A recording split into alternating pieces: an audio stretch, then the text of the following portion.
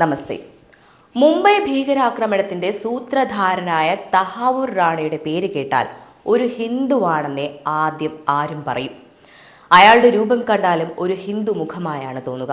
മാധ്യമങ്ങൾ എന്തിനാണ് അയാളുടെ പേരിലെ ഹുസൈൻ എടുത്തു കളഞ്ഞത്? ഇയാളുടെ മുഴുവൻ പേര് തഹാവൂർ ഹുസൈൻ റാണ എന്നറിയാഞ്ഞിട്ടല്ല. കുറേ ചോദ്യങ്ങളുണ്ട് ചോദിക്കാൻ.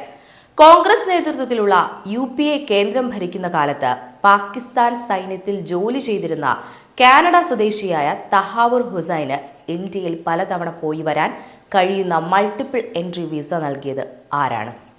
പാകിസ്ഥാനിൽ ജനിച്ച പാകിസ്ഥാൻ പട്ടാളത്തിൽ ക്യാപ്റ്റനായിരുന്ന തഹാവൂർ ഹുസൈൻ പിന്നീട് ഭീകരവാദ പ്രവർത്തനത്തിന്റെ ഭാഗമായി തന്നെ സംശയം തോന്നാതിരിക്കാനാണ് കാനഡയിൽ പോയി അവിടെ കാനഡ പൗരത്വമെടുക്കുന്നത്. കാനഡയിൽ നിന്നും ഇന്ത്യയിലെത്തി. മുംബൈയിൽ ഫസ്റ്റ് വേൾഡ് എമിഗ്രേഷൻ സർവീസസ് എന്ന പേരിൽ ഒരു കമ്പനി തുടങ്ങാൻ കഴിഞ്ഞത് എങ്ങനെയാണ്? ഇത്രയ്ക്ക് ദുർബലമായിരുന്നോ ഇന്ത്യയിലെ രഹസ്യാന്വേഷണ ഏജൻസികൾ കോൺഗ്രസിന്റെ ഭരണകാലത്ത്? അന്ന് കോൺഗ്രസ് സർക്കാരിൽ മുസ്ലിം ലീഗിന്റെ മന്ത്രിയായിരുന്നു ഇന്ത്യയുടെ വിദേശകാര്യ മന്ത്രിയായിരുന്നത് എന്നത് പ്രത്യേകം ശ്രദ്ധിക്കണം. 2008 നവംബർ 16-17 തീയതികളിൽ തഹാവൂർ ഹുസൈൻ കൊച്ചിയിലെ താജ് ഹോട്ടലിൽ താമസിച്ചപ്പോൾ ഹുസൈനെ കണ്ട കേരളത്തിലെ 13 പേർ ആരൊക്കെയാണ്? ഇക്കൂട്ടത്തിൽ മലയാളിയായ ഒരു മന്ത്രിയും ഉണ്ടായിരുന്നു.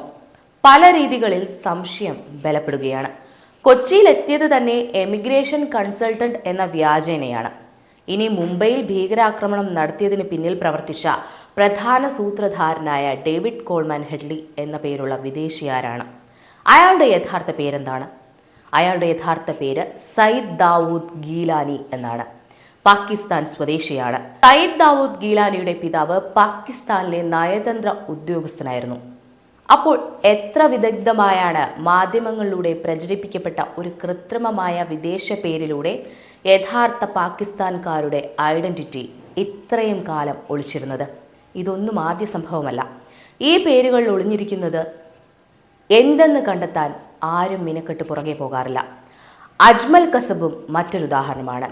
അന്ന് കയ്യിലെ ചരടുമായാണ് മുഹമ്മദ് അജ്മൽ അമീർ കസബ് ഇവിടെ കൊല്ലപ്പെട്ടിരുന്നു എങ്കിൽ ഒരുപക്ഷെ BJP എന്ന രാഷ്ട്രീയ പാർട്ടി ഭാരതത്തിൽ നിന്നും എന്നേക്കുമായി തുടച്ചു നീക്കപ്പെടുകയോ ഭാരതം ഭീകരവാദികളുടെ കൈപ്പിടിയിൽ അമരുകയോ ചെയ്തിരുന്നേനെ.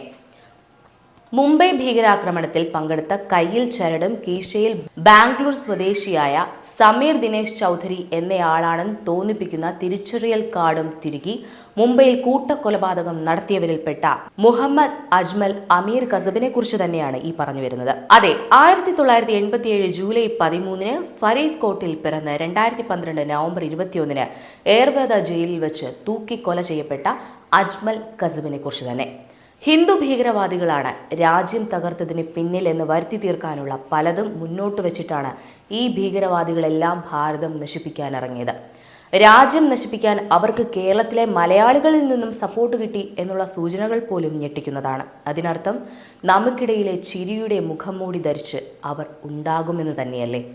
പ്രിയ സഹോദരങ്ങളെ, രാജ്യസ്നേഹികളായവർ, യഥാർത്ഥ ഹിന്ദുക്കളായവർ, സനാതനധർമ്മം അറിയുന്നവർ ഒരിക്കലും ഭാരതത്തിനെതിരെ നിൽക്കില്ല.